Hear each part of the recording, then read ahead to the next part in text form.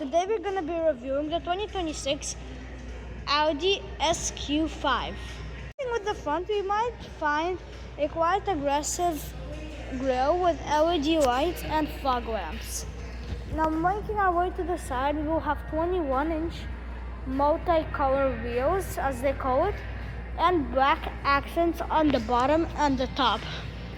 Now also, making our way to the back, we will have a little bit of a rounded, sporty finish with quad exhaust pipes and a beautiful backlight which curves around to the sides. Okay, so going inside, we will have the Audi key fob with which you can open the trunk from, and the panic button, but you cannot remote start.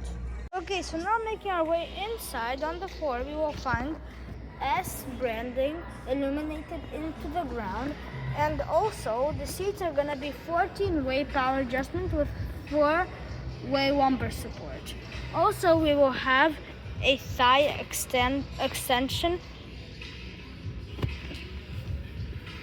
Now once we're inside, we will find that we have a spacious cabin. Now I do want to point out that unlike in the Q7, we won't have soft closed doors, but the steering wheel will be heated. Now I want to point out this 11.9-inch gauge cluster, which you can reconfigure however you would like. So now it's this. We have the map being displayed, but you can change it to whatever you would like. Also on the side, we will have our memory seats, which is 2, lock and unlock, and more mirror. We have mirror controls and other functions.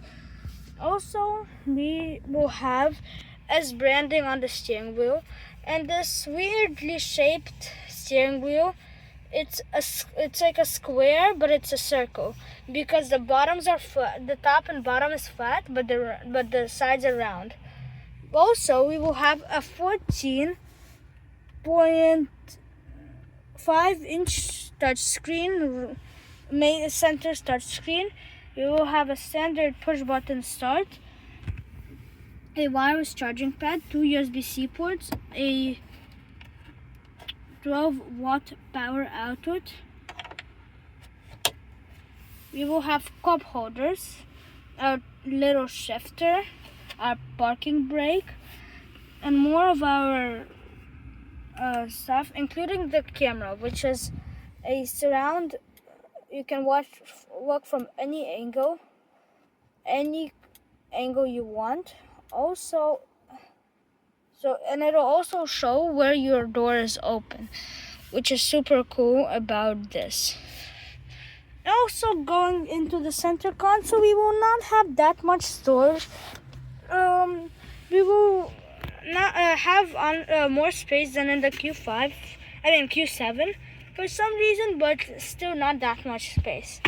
Now, also something which is cool about the Q5 is that it has a 10.9-inch passenger screen, which you can use to watch infotainment on, but you need to connect and accept stuff. Also, you will have navigation, which you can track, and other apps. Also, I want to point out that we will have a HUD, or a heads-up display. And also we will have a panoramic sunroof, which actually opens because it's got a 2 panels. And this about wraps up for the front. Now let's go to the back. Okay, so now making our way inside, I want to point out that we have window sunshades, which is not that usual for this class. Also, we have a decent door storage, but not that big. And once we get inside, we will find not that much space in front of your knees. So if I get an ideal amount of space, you would probably be looking at approximately 5 inches of legroom, 5 or 4 inches of legroom, which is not that much. It's not glass leading, I would assume. We have 2 USB-C ports, 2 vents, and we do have our own zone of climate, which is unusual for the segment.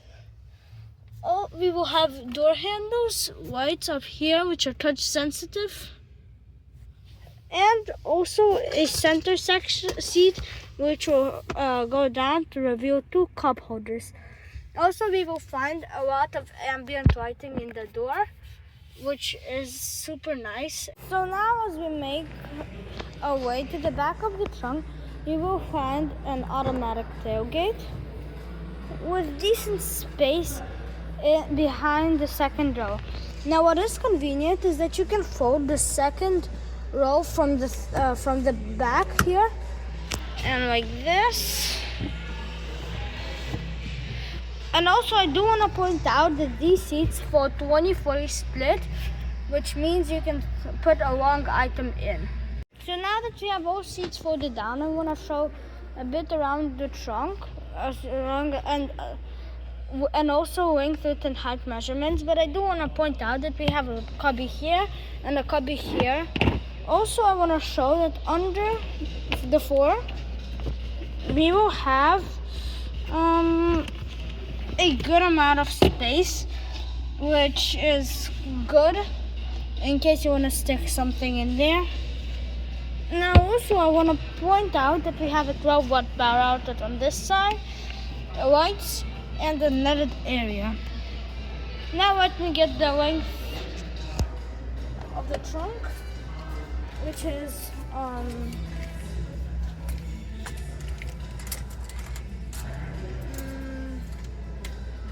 behind the driver's seat, about 68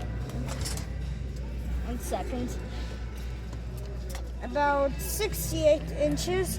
Behind the second row, we will find about 39 inches. Now, the max cubic footage is about 60 cubic feet, which is not the best, but is pretty good. And the width is